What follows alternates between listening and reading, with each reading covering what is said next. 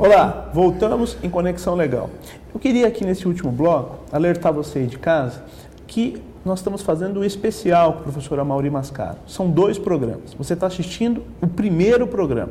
O segundo programa irá ao ar a semana que vem e vai falar de Direito Internacional do Trabalho e de Organização Internacional do Trabalho. Neste bloco, nós iremos tratar um pouquinho das reformas da CLT e também você de casa esteja conosco pela internet, no idc.org.br, para concorrer ao livro do professor Amaury Mascaro, autografado, que, aliás, só pelo autógrafo já vale aí todo o esforço de entrar no nosso site e fazer o seu cadastro. Professor Amaury, com referência às reformas, o senhor disse nos blocos anteriores que a CLT serviu para o seu papel originário, mas hoje ela está necessitando de reformas. Reformas que trouxeram aí, que vieram pela globalização, pelos novos conceitos, para nossas relações pessoais, não é isso, doutor Amaury? Na sua opinião, no seu ponto de vista, quais são essas reformas e qual é a mais urgente?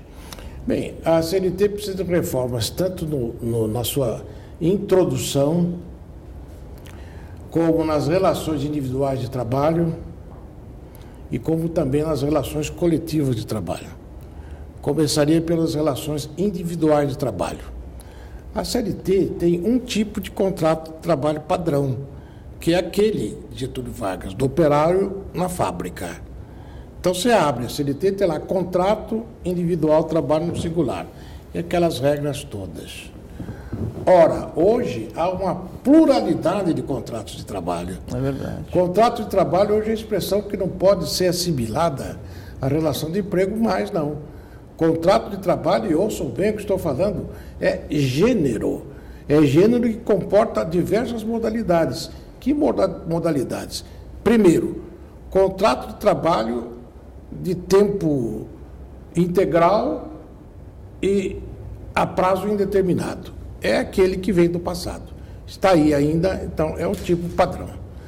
Segundo, contratos de trabalho especiais.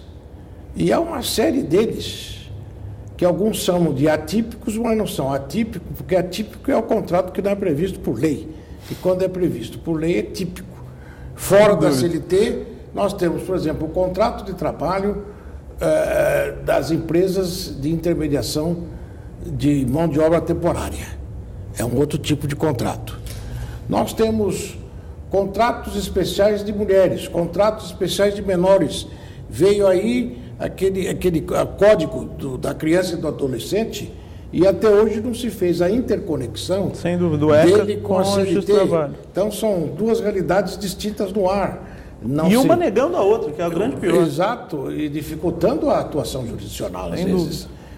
O terceiro tipo de contrato de trabalho são os contratos de trabalho flexíveis. Embora muitos não gostem dessa palavra, mas ela é aceita no mundo inteiro. Se é no mundo inteiro, eu me sinto autorizado a usá-la no Brasil também, com desculpas daqueles que não a toleram.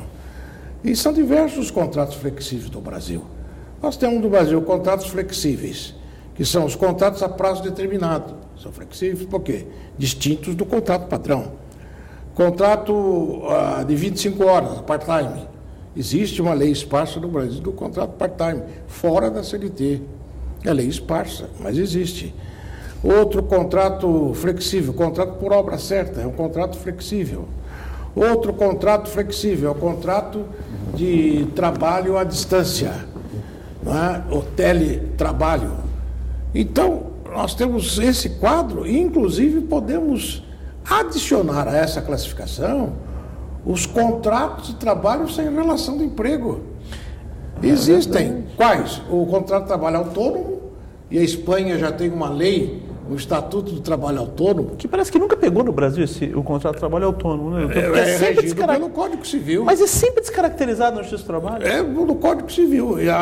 Quanto à Espanha, já tem uma lei trabalhista do contrato, chama-se Estatuto do Trabalho Autônomo, e que confere ao autônomo dependente econômico, assim considerado, aquele que aufere da mesma fonte 75% no mínimo do seu ganho mensal, ele tem 18 dias de férias, o autônomo. E também essa mesma lei espanhola trata de uma figura de direito coletivo, que não é um contrato coletivo, não é um acordo coletivo. Eles chamam de acordos de interesses profissionais. Eu imagino uma situação talvez parecida aqui com taxistas do aeroporto de Guarulhos, que todo dia vão lá ou não vão, a critério deles. São uma cooperativa, não são empregados.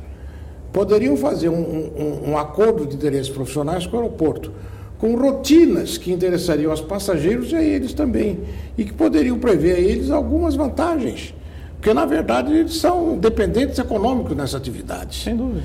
Outra figura de contrato de trabalho sem vínculo de emprego é o contrato de trabalho avulso. Além do avulso, outro tipo de contrato de trabalho que nós precisamos reger é o contrato de trabalho eventual, que não é o avulso, já é diferente, que é aquele que trabalha alguns dias, como um jardineiro que vai cuidar dos jardins de uma empresa durante 15 dias só. Ele não é empregado da empresa, isso é um trabalho eventual. Então nós estamos muito atrasados nesse ponto, e os que estão mais avançados nesse ponto é o direito italiano, peninsular. Depois da Lei Biagi, a Lei Biagi abriu os tipos de contratos de trabalho da Itália, de modo que esse é o ponto mais atrasado da nossa CLT. O ponto mais atrasado da CLT é a não abertura dos contratos de trabalho no plural, com a regência dos diferentes tipos da sociedade moderna, e que são muitos que precisam ser equacionados juridicamente e disciplinados pela lei. Senão é aquela história de o juiz do trabalho jogar tudo como relação de emprego, ou então negar a relação de emprego. Eu queria falar ou há ou não há relação de emprego. E isso já não cabe mais da época moderna. Mas isso representa o quê, doutor? Uma ausência do Estado, uma falta de vontade do Estado de legislar, ou um lobby de alguns pontos da sociedade? Aí entramos num outro assunto, que é a reforma trabalhista. Por que ela não sai no Brasil? Mas é um assunto mais longo. Mais longo.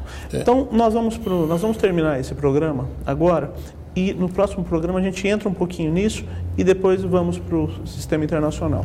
Você aí de casa, eu quero relembrar o seguinte: este é o primeiro programa com a professora Mauri Mascaro. O programa da semana que vem também será com a professora Mauri Mascaro, é o segundo e final programa, e ele vai tratar um pouquinho de direito internacional, OIT e reforma trabalhista. Você aí de casa, não se esqueça, esteja conosco em iidc.org.br, faça lá o seu cadastro, indique sua pauta e concorra ao livro do professor Mauri Mascaro. Meu muito obrigado, até a próxima semana, em Conexão Legal, com o segundo programa do professor Mauri Mascaro.